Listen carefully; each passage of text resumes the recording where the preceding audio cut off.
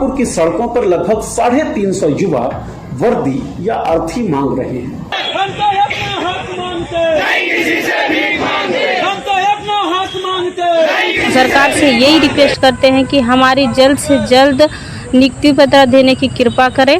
अगर ऐसा नहीं होता है तो यहाँ से हमारी अर्थी जाएगी।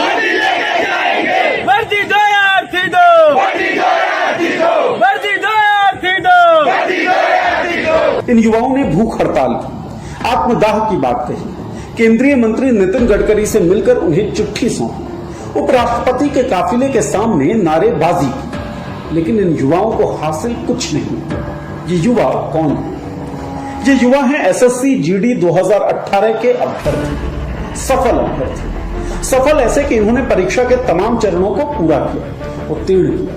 इसके बाद मेडिकल एग्जामिनेशन में भी सफल हो गए, लेकिन अब तक नियुक्तियों का इंतजार कर रहे हैं और इसी कारण प्रदर्शन करने के लिए लाचार हो गए हैं। अब इन युवाओं ने प्रदर्शन स्थल पर ही 2 अर्थियां बनवा ली। सरकार से मांग कर रहे हैं कि या तो उन्हें नियुक्ति दे दे, यानी कि वर्दी दे दे, या फिर उन्हें बता दे कि सरकार ने उनके लिए अर्थियों का बंदोबस्त कर लिया।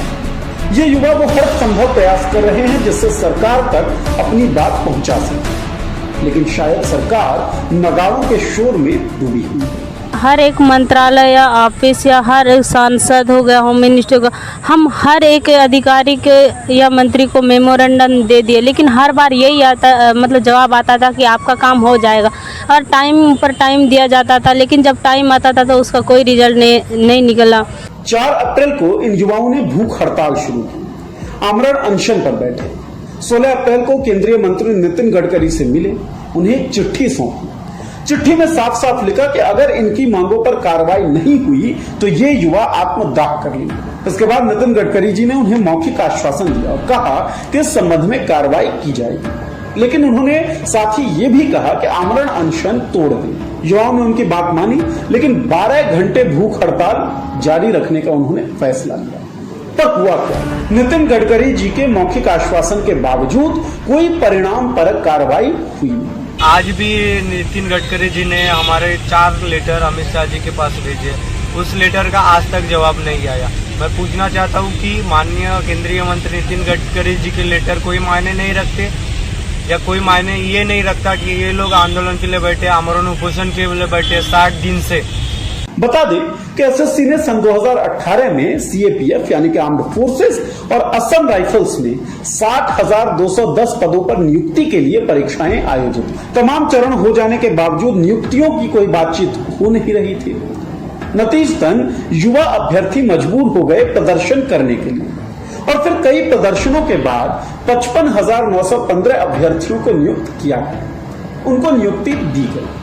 गौरतलब है कि 60,210 पदों पर वैकेंसी थी और नियुक्ति दी गई 55,915 अभ्यर्थियों। इसी दौरान केंद्रीय गृह राज्य मंत्री नित्यानंद राय ने एक आंकड़ा सदन में रखा। उन्होंने बताया कि आर्म्ड फोर्सेज और असम राइफल्स में 1,11,000 से अधिक पद खाली हैं। सवाल ये उठता है कि जब पद खाली हैं, आपके पास योग्य अभ्यर्थी हैं, तो आप नौकरियां क्यों नहीं दे रहे? अभ्यर्थियों का तो ये भी कहना है कि जिन 55,915 अभ्यर्थियों को नियुक्ति दी गई, उसमें से लगभग 15-20 हजार अभ्यर्थी ज्वाइन नहीं करेंगे, इसलिए क्योंकि समयावधि काफी अधिक हो गई है और इस समयावधि में उन्होंने किसी दूसरी नौकरी को ज्वाइन कर लिया होगा। हम लोग की सीट 60,210 पोस्ट थी, उसमें से हम लोग को मेरिट लिस्ट में शामिल किया गया मात्र 55,000 को।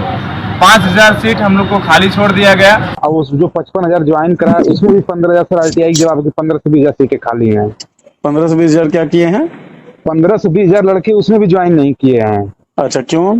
क्योंकि सर 3.5 साल के दरमियान में कहीं न कहीं किसी स्टेट की पुलिस की भर्ती थी, रूडी की भर्ती थी, ऐसे तैसे।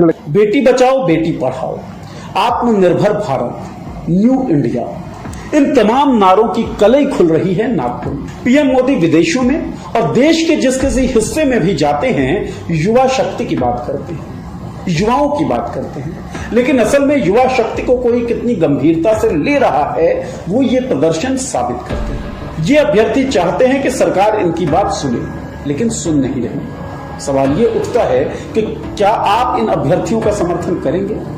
क्या आप इन अभ्यर्थियों की बात सुनेंगे?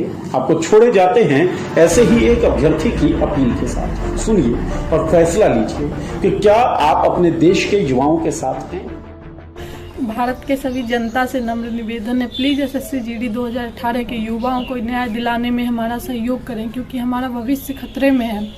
अगर आज आप हमारा सपोर्ट नहीं करते हैं तो आज हम जहां खड़े हैं हो सकता है कल यहां पे आपके बच्चे खड़े हों, इसलिए प्लीज़ हमारा साथ दें।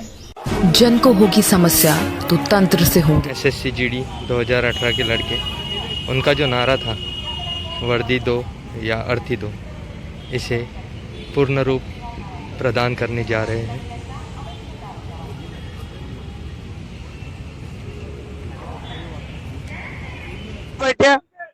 आखिर इसका मेन कारण उद्देश्य क्या है? आखिर इनके वर्दी का अर्थी का कारण क्या है? आइए हम लोग दूसरे लड़कों से बात सुनेंगे।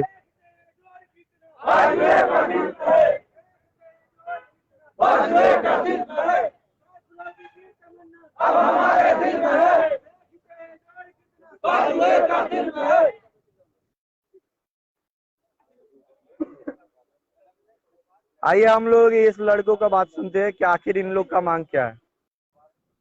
सर आपका नाम? हमारा नाम राकेश यादव, मैं यूपी चंदौली से हूँ। सरकार से यही बोलना चाहता हूँ, सरकार हमारी मांग को पूरा कर दे। अगर 30 तारीख तक हमारे पक्ष में कोई रिस्पांस नहीं आया, 30 तारीख को हम अपने संविधान चौक पे आत्मदाह कर लेंगे। इसका जिम्मेदार भारत सरकार होंगे और यहाँ के नितिन गडकरी साहब होंगे। आप कितने दिन हो गए अभी नागपुर के संविधान चौक में? यहाँ पे लगभग 2 महीना हो गया हम लोग बैठे। तो 2 महीने से कोई भी सरकार का मुआयना करने नहीं आया? कुछ नहीं।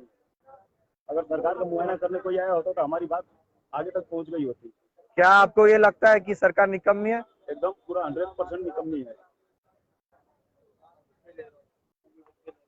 भारत माता की जय, भारत माता की जय, फलसी की तमन्ना देखना है जोर कितना, भारत